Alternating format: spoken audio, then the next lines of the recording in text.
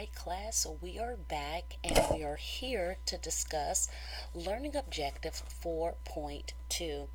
Now, this objective is to be able to discuss why we sleep, and what factors influence the amount of sleep that we need. So, previously, we learned that sleep is an altered state of consciousness, and it's cited as an altered state of consciousness because we are not fully awake or alert or even aware. However, our body is functioning and we're having some form of perceptual experiences, or even some form of benefits to our body as we sleep. So, you'll hear a lot of people cite that there are several functions of sleep. There are so many benefits to it.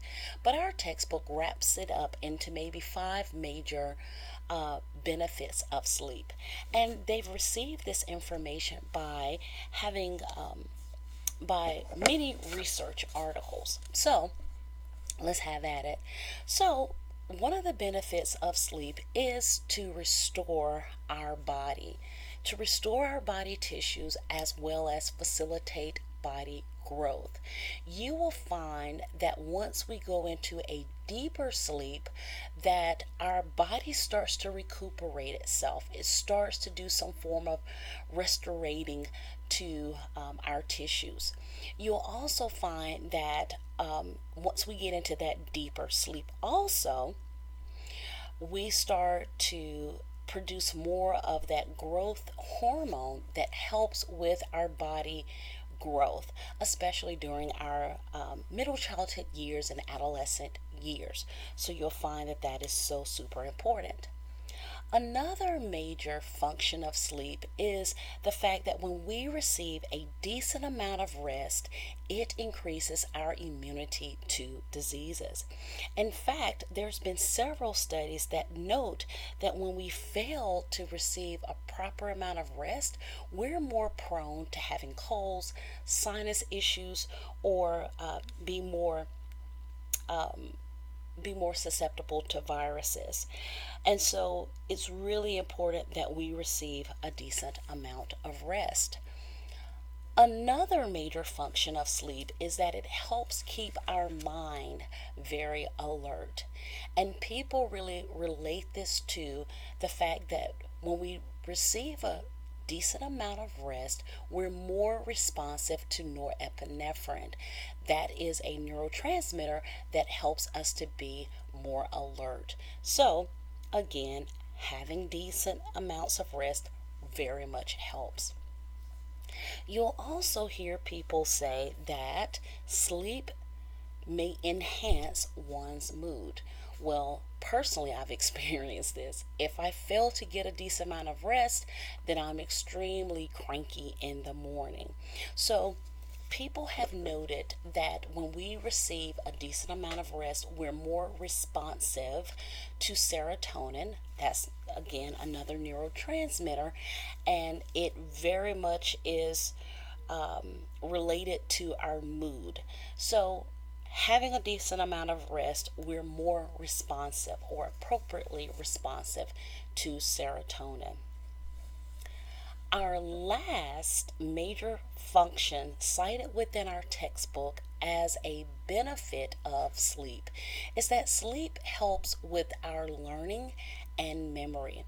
In fact, you'll find that when we undergo some form of freshman orientation class or test taking skills, they will tell you that once you study, it's kind of healthy to take a nap or make sure that you get a decent amount of rest that night after studying, which could be anywhere from maybe 6 to 8 hours, depending upon the person. Well, the theory behind it is that when we are in our deeper states of sleep, then we're more likely to undergo some form of memory consolidation. So we're able to retrieve the information or retrieve the memory a little bit quicker and better after we have rested with that said knowledge. And so you'll hear a lot of benefits being cited, but our textbook only cites maybe five. So remember, one of the functions of sleep is to restore our body, that restorative element to sleep.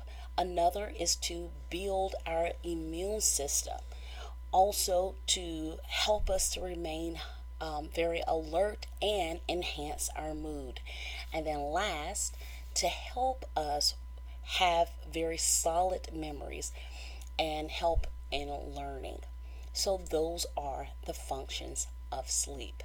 So let's move to the next element of learning objective 4.2, which is to really figure out or understand the factors that really attest or cite how many hours of sleep that we need.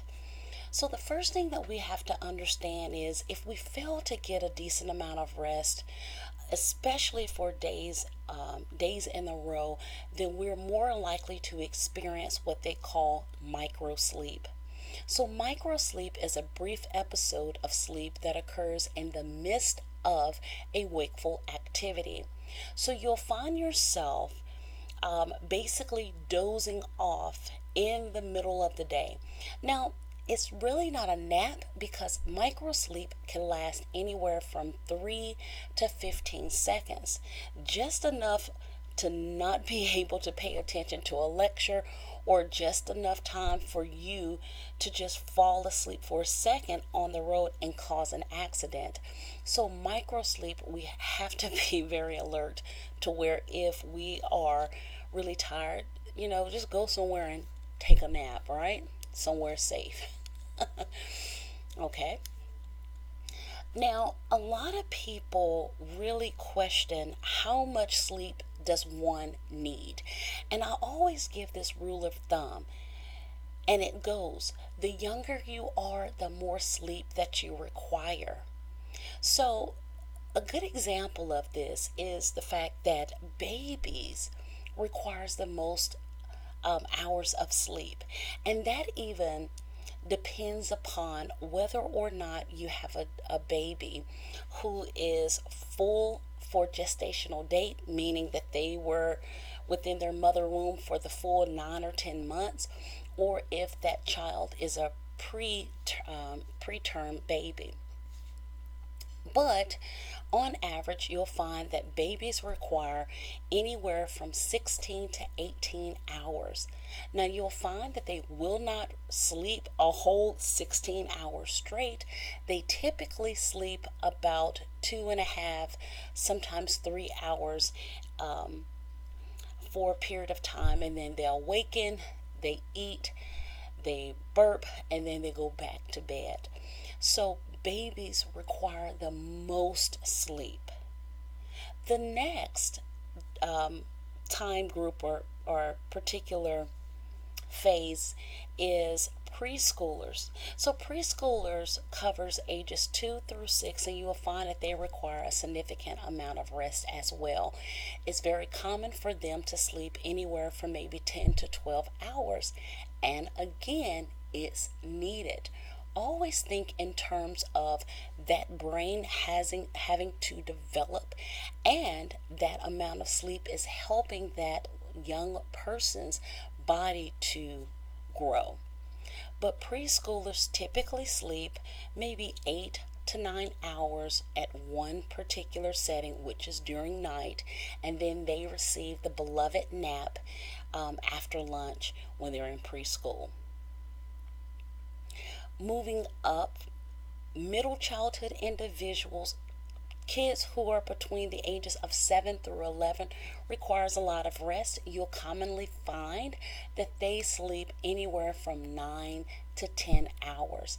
And again, that's healthy because their body is developing and that brain is really developing. And so having that decent amount of rest significantly helps them as well. Now we're going to move up to the most controversial group. because a lot of people underestimate the amount of rest teenagers and young adults need. According to our text and other research that I've read, teenagers and young adults requires 8 to 10 hours of sleep, but they rarely receive that. And we'll talk about those reasons in the next slide, but it's significant to know that they commonly do not receive it, that amount of rest. Adults as well requires 6 to 8 hours of rest. And you'll find that the older that one becomes, the less they have a reduction in the number of hours that they sleep as well. So again, the younger we are, the more sleep required. The older we are, our sleep numbers typically decline. Now, I bet you're thinking, like, what could be the cause of the variations? Now, we could basically look at the factors and say, yeah, a little common sense will tell me the younger I am, the more rest that I require.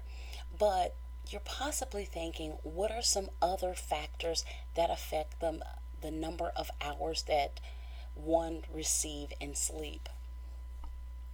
So, one factor is genetics. Believe it or not, some people just are wired to be night owls or early birds. Night owls are the people who are more likely to just be wired to stay up and do their work or things of that nature in the early mornings. Let's say 1 to 2, well, 1 to 4, something of that nature. And then you have early birds, and early birds are those people who really enjoy waking up around 5 or 6 and getting their day started and performing their task. So think about it. If you're an early bird, you are pretty much in sync with your environment, because most jobs in schools start around 6 to maybe 8 a.m. And so receiving your sleep during the regular night hours is beneficial to you. However, if you are a night owl, then you're having to adjust to a world to where you have to perform during the times to where your body would tell you that you need to rest. So genetic factors very much affect the number of hours that you will receive. So it's genetics combined with environmental factors with that. Another aspect of it is lifestyle. We understand that there's so many environmental factors that affects your sleep. And it could be as simple as your living quarters. If you are roommating with 2 or 3 other people and you'll find that they're partying all the time during the night, that will disrupt your sleep. And therefore, it will often affect your performance during the day. So, living quarters is something significant. Another issue could be stressors within your environment.